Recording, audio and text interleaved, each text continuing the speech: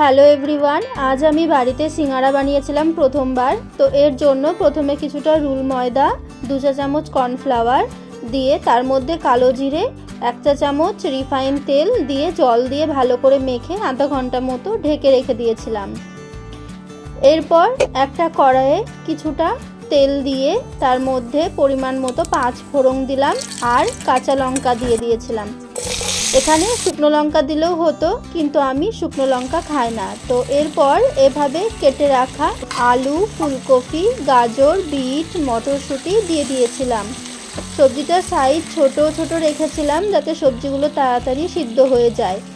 তারপর এর মধ্যে হলুদ, লবণ দিয়ে কিছুক্ষণ ঢেকে রেখেছিলাম। তারপর নেড়ে চেড়ে একটু ভেজে নিয়ে তার মধ্যে কিছু গুঁড়ো মশলা দিয়ে দিয়েছিলাম, জিরে গুঁড়ো, কাশ্মীরি লঙ্কা গুঁড়ো, ধনে গুঁড়ো, গরম মশলা গুঁড়ো আর সবশেষে দিয়ে দিয়েছিলাম টমেটো কুচি। তারপর সামান্য জল দিয়ে ঢাকা দিয়ে সেদ্ধ হতে দিয়েছিলাম। তারপর ঢাকনা খুলে যখন দেখলাম সিদ্ধ হয়ে গেছে, তখন তরকারিটাকে প্রায় 95% ভেঙে দিয়েছিলাম।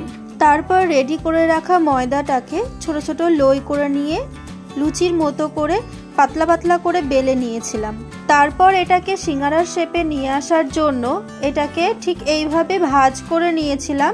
এবার তারপরে তার মধ্যে তৈরি করে রাখা তরকারিটাকে পরিমাণ মতো দিয়ে দিয়েছিলাম। এরপর এর চারি সাইড দিয়ে গোল করে হালকা তেল লাগিয়ে নিয়েছিলাম। তারপর এটাকে ভালো করে মুড়ে দিয়েছিলাম। খেয়াল রাখতে হবে যাতে এটা ভালো করে মুড়ে দেওয়া হয়, না তো এটার ভেতর থেকে ভাজার সময় তরকারি বেরিয়ে যাওয়ার চান্স থাকতে পারে। এরপর এটাকে মোটামুটি সিঙ্গারার শেপে নিয়ে চলে এসেছিলাম। তারপর এক এক করে গরম গরম তেলের মধ্যে ছেড়ে ভালো করে লাল লাল করে ভেজে নিয়েছিলাম।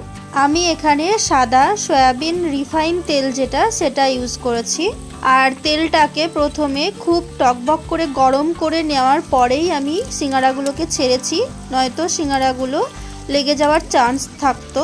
সিঙ্গারার ওপরের খোসাটা একটু শক্ত হয়েছিল, বুঝতে পারছিলাম না এটা কেন হয়েছিল। হয়তো এটা একটু বেশি ভেজে ফেলেছিলাম আমি, এটা একটু বেশি লাল করে ভাজা হয়ে গেছে হয়তো। একদম দোকানের মতো না করতে পারলেও প্রায়ই হয়েছে, কারণ এটা আমার ফার্স্ট ট্রাই ছিল। সেকেন্ড বার এর থেকে ভালো করার চেষ্টা করব। ততক্ষণে বন্ধুরা আমার চ্যানেলটাকে সাবস্ক্রাইব করে পাশে থেকো, আর ভিডিওটা ভালো লাগলে একটা লাইক করে দিও।